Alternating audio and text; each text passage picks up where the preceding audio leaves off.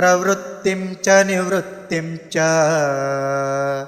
जना न विदुरासुराः न शौचं नापि चाचारो न सत्यं तेषु विद्यते। प्रवृत्तिं च निवृत्तिं च जनाः न विदुः आसुराः न शौचं न अपि च आचारः न सत्यं तेषु विद्यते। प्रवृत्तिं च निवृत्तिं च जना न विदुरासुराः न शौचं नापि चाचारो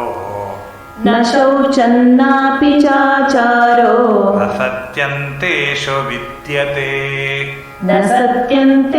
विद्यते। प्रवृत्तिं च निवृत्तिं च जना न विदुरासुराः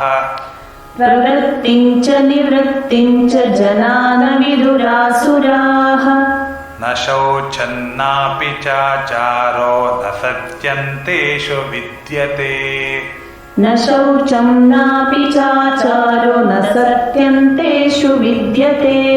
प्रवृत्तिं च निवृत्तिं च जना न विदुरासुराः न शौचं नापि चाचारो न सत्यं तेषु विद्यते।